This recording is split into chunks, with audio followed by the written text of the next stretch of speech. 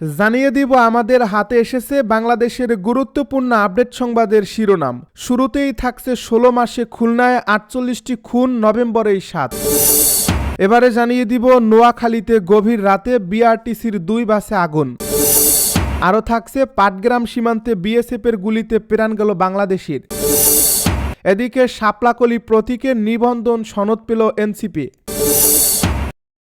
সব শেষে জানিয়ে দিব ক্যালিফোর্নিয়ায় মার্কিন যুদ্ধবিমান বিধ্বস্ত। এতক্ষণ শুনছিলেন হাতে থাকা আপডেট সংবাদের শিরোনাম, এবারে বিস্তারিত। তবে তার আগে অনুরোধ রইল ভিডিওটিতে একটি লাইক এবং কমেন্ট করে জানিয়ে দিন ভিডিও সম্পর্কে আপনার মূল্যবান মতামত। আরও জানিয়ে দিন ভিডিওটি কোথা থেকে দেখছেন বা কোন জেলা থেকে দেখছেন। ১৬ মাসে খুলনায় ৪৮টি খুন, নভেম্বরেই ৭। জুলাই গণ অভ্যুত্থানের পর গত ১৬ মাসে খুলনায় ৪৮ জনকে হত্যা করা হয়েছে। এর মধ্যে সন্ত্রাসীদের অভ্যন্তরীণ বিরোধ, মাদক ও আধিপত্য বিস্তারের জেরে হত্যা করা হয়েছে ২০ জনকে। কেবল গত নভেম্বর মাসেই ৭ জনকে হত্যা করা হয়েছে। একের পর এক হত্যাকাণ্ডে ভয় আর আতঙ্কের নগরীতে পরিণত হচ্ছে খুলনা।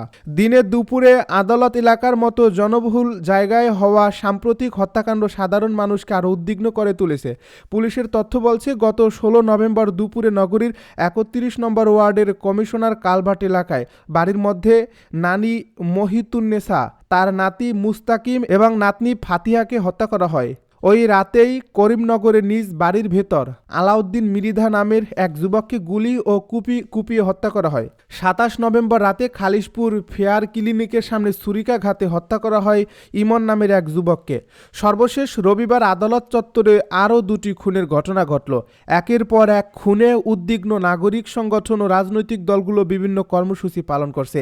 ধারাবাহিক হত্যা ও সহিংস ঘটনার প্রতিবাদে খুলনা মহানগর বিএনপির পক্ষ থেকে প্রতিটি ওয়ার্ড বিক্ষোভ সমাবেশ কর্মসূচি পালিত হচ্ছে। এছাড়া আইন শৃঙ্খলা পরিস্থিতি অবনতির প্রতিবাদে গত শনিবার নগরীতে মানববন্ধন কর্মসূচি পালন করছে আইন অধিকার বাস্তবায়ন ফোরাম। তার একদিন পরেই আরও ২টি নৃশংস হত্যাকাণ্ড ঘটল। সংশ্লিষ্টরা জানান, ৯০-এর দশকের শেষের দিকে চরমপন্থীদের অভয়ারণ্যে পরিণত হয়েছিল খুলনা। নতুন শতাব্দীর শুরুতেও তা বহাল ছিল। বোমা মেরে অথবা গুলি করে মানুষ হত্যা নিয়মিত ঘটনায় পরিণত হয়।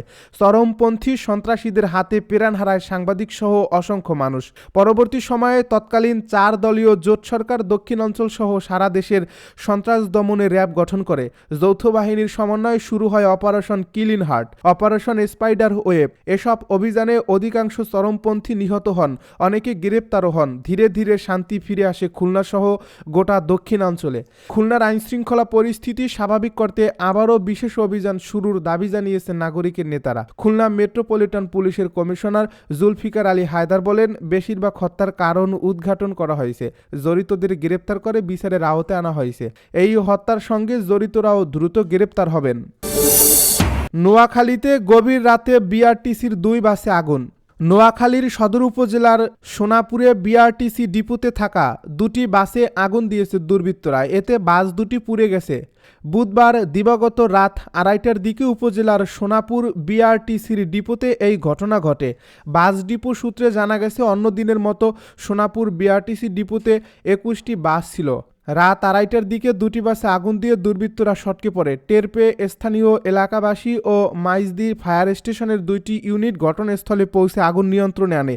এর মধ্যে গুলবাহার ও মালতী নামের নোয়াখালী বিজ্ঞান ও প্রযুক্তি বিশ্ববিদ্যালয়ে চলাচলকারী ২টি বাসে আগুন পুড়ে যায়। সোনাপুর বিআরটিসি ডিপোর ম্যানেজার মোহাম্মদ আরিফুর রহমান তুষার জানান, খবর পেয়ে আমি ঘটনাস্থলে চলে আসি। সুদারাম ফায়ার সার্ভিসের ২টি ইউনিট ঘটনাস্থলে এসে দ্রুত আগুন নিয়ন্ত্রণে আনে। অগ্নিকাণ্ডের কারণ তদন্ত শেষে জানা যাবে। সুদারাম থানার ওসি মোহাম্মদ কামরুল ইসলাম বলেন, খবর পেয়ে পুলিশ ঘটনাস্থলে পরিদর্শন করে। এখনও পুলিশ ঘটনাস্থলে রয়েছে, বিষয়টি খতিয়ে দেখা হচ্ছে। পাটগ্রাম সীমান্তে বিএসএফের গুলিতে প্রাণ গেল বাংলাদেশির। লালমনিরহাটের পাটগ্রামে ভারতীয় সীমান্তরক্ষী বাহিনী বিএসএফের গুলিতে সবুজ মিয়া নামের এক বাংলাদেশি যুবকের মৃত্যুর খবর পাওয়া গেছে। বৃহস্পতিবার ভোর রাতে উপজেলার জগৎবের ইউনিয়নের শমশেরনগর সীমান্তে এই ঘটনাটি ঘটছে। মৃত উপজেলার জগৎবের ইউনিয়নের ৫ নম্বর ওয়ার্ডের সিরাজুল ইসলামের ছেলে। বিজিবি ও এলাকাবাসী সূত্রে জানা যায়, সবুজ ও তার লোকজন আজ বৃহস্পতিবার ভোরে ভারত থেকে অবৈধভাবে গরু আনতে যান। এ সময় ভারতীয় সীমান্তের ৮৬৪ নম্বর মেইন পিলারের পাশে এর কাছে গেলে ভারতীয় চিনাকাটা ক্যাম্পের বিএসএফের সদস্যরা গুলি করেন। এতে গুলিবিদ্ধ হয় সবুজের মৃত্যু হয়। Patgram Shamshernagar BOP camp commander Kamal Uddin বলেন, একজন বাংলাদেশির মৃত্যুর খবর পাওয়া গেছে। বিএসএফকে প্রতিবাদ জানিয়ে চিঠি দেওয়া হয়েছে। পতাকা বৈঠকের জন্য বারবার যোগাযোগও করা হচ্ছে। শাপলাকলি প্রতীকে নিবন্ধন সনদ পেল এনসিপি। শাপলাকলি প্রতীকে নিবন্ধন সনদ পেল জাতীয় নাগরিক পার্টি। বুধবার বিকেলে রাজধানীর আগারগাঁও নির্বাচন ভবনে নির্বাচন কমিশন সচিবালয়ের জ্যেষ্ঠ সচিব আক্তার আহমেদের কাছ থেকে দলের পক্ষে এই সনদ গ্রহণ করেন এনসিপির আহ্বায়ক নাহিদ ইসলাম। এ সময় উপস্থিত ছিলেন মুখ্য সমন্বয়ক নাসির উদ্দিন পাটোয়ারি, যুগ্ম আহ্বায়ক খালেদ সাইফুল্লাহ এবং যুগ্ম সদস্য সচিব জহিরুল ইসলাম মুসা। এ সময় নির্বাচন ভবনে প্রধান নির্বাচন কমিশনারের সঙ্গে বৈঠক করেন নাহিদ। বৈঠকে নির্বাচন সংক্রান্ত আরপিও সংশোধনীকে সাধুবাদ জানান। একই সঙ্গে তিনি এই সংস্কার বাতিলে চাপ সৃষ্টি এবং আদালতের শরণাপন্ন হওয়ার তীব্র নিন্দা জানান। নিবন্ধনের শুরু থেকেই কেন্দ্রীয় ও তৃণমূল নেতারা অক্লান্ত পরিশ্রম করেছেন বলে জানান এনসিপির নেতা নাহিদ। নির্বাচন কমিশনের প্রতি কৃতজ্ঞতা প্রকাশ করে তিনি বলেন, অনেক চড়াই উতরাই পার হওয়ার পরে অবশেষে প্রতীক বরাদ্দ হয়েছে। শাপলাকলি প্রতীকে এনসিপি এবারের নির্বাচনে অংশ নেবে। নাহিদ উল্লেখ করেন, প্রত্যেক দলকে স্ব প্রতীকে নির্বাচন করতে হবে। এই প্রস্তাবনা থেকেই ইসিকে সরে না আসার আহ্বান জানানো হয়েছে। একটি বিশেষ দল সরকার ও বিভিন্ন প্রতিষ্ঠানকে চাপ দিয়েছে এক মার্কায় নির্বাচনের জন্য এবং আদালতকে ব্যবহার করে এখন এই সংস্কার প্রস্তাবনা বাতিলের চেষ্টা করা হচ্ছে। এনসিপি এই বিষয়ে ইসিকে শক্ত অবস্থানে থাকার জন্য বলছে। নির্বাচনে অর্থ ও ক্ষমতার প্রভাব নিয়ে গভীর উদ্বেগ প্রকাশ করছে এনসিপি। নাহিদ বলেন, হলফনামায় প্রার্থীর তথ্য যাচাই বাছাই করার জন্য ইসিকে বলা হয়েছে। এছাড়াও অর্থ ব্যয়ের বিষয়ে ইসি যেন কঠোর অবস্থান নেয়।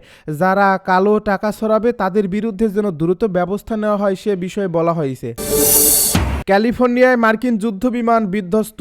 মার্কিন যুক্তরাষ্ট্রের ক্যালিফোর্নিয়ার সান বার্নার্ডিনো কাউন্টির ট্রোনা বিমানবন্দরের কাছে একটি যুদ্ধবিমান বিধ্বস্ত হয়েছে, তবে পাইলট নিরাপদে বের হয়ে আসতে সক্ষম হন বলে জানিয়েছে সামরিক বাহিনী।